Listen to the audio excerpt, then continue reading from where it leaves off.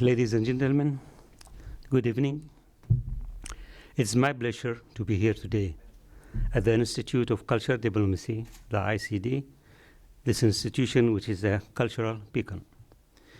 We appreciate that today's cultural event between the embassy and the ICD is a window in the war wall caused by the Houthis militias. We hope that these windows will be expanded through cooperation between our embassy and the academy in order to show our culture and heritage in Berlin, the capital of European culture. Allow me to give you a brief overview of the reality of my home country, Yemen, which has been in war for almost over 5 years, imposed on us by the Houthis militias through their coup against the legitimate government and the state institutions. Talking about Yemen, in its essence, is reading an ancient past that has left a clear effect by its history and heritage on other nations. Yemen was the first to master the construction of dams and skyscrapers. Yemen has left a long civilization legacy stretching back thousands of years. All kingdoms ruled there and left a great civilization and cultural achievements, such as the civilization of Shibam Hadramaut and the civilization of Saba. Its relics and monuments stand until today. This civilization illustrates that Yemeni live together in harmony and peace with each other and with other nations, such as East Africa, Southeast Asia, and India, acting and interacting. Unfortunately, this high level of civilization did not bring stability to Yemen in modern times due to several internal, regional, and tribal factors. As a result of these factors, successive political regimes that ruled Yemen have not been able to achieve equal citizenship status. Tribal and territorial hegemony led to decades of social struggle, which resulted in heterogeneity, conflicts, and civil wars. However, the events in Yemen after the 2011 represented an opportunity and hope for the people to break out of the cycle of conflict and establish a democratic federal state where all Yemenis are treated equally.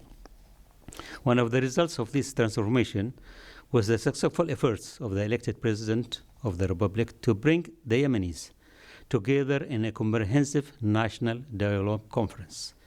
It brought together all political parties, social and religious groups, including the Houthi movements, which participated in the dialogue like the other components of the Yemeni factions. During the National Dialogue Conference, the Yemenis raised the most important issues that hindered the building of the modern Yemeni state. Participants in the National Dialogue, in which I personally participate as the head of the bloc of the General People's Congress, raised the issues of partnership, share of power and wealth, governance, and identity of future Yemen, and other important issues. The Federal Republic of Germany has made an important contribution to support the conference. Germany hosted the Draft Constitution Committee here in Berlin, so the committee could benefit from the experience of the Federal Republic of Germany. The result of the national dialogue and the support of the Federal Republic of Germany where a new draft constitution for a federal state of Yemen emerged. With the new draft constitution, there are far-reaching prospects for harmonious coexistence. However, the Houthis militia refused the constitution and confiscated the Yemeni dream of building a democratic federal state. So they began to invade the cities one by one. The capital Sana'a was taken over, and the president and the legitimate government were placed under the house arrest. The legitimate government had no choice but to seek help and support from its brothers and friends to restore the state institutions. In this context, United Nations Security Council Resolution 2216 was issued, establishing the need for the withdrawal and surrender of the arms of the Houthi militia and put the leaders of the Houthi on the list of international sanctions. As the legitimate government believed that societies that have made economic and intellectual progress have adopted democracy as their method and leaving wars behind.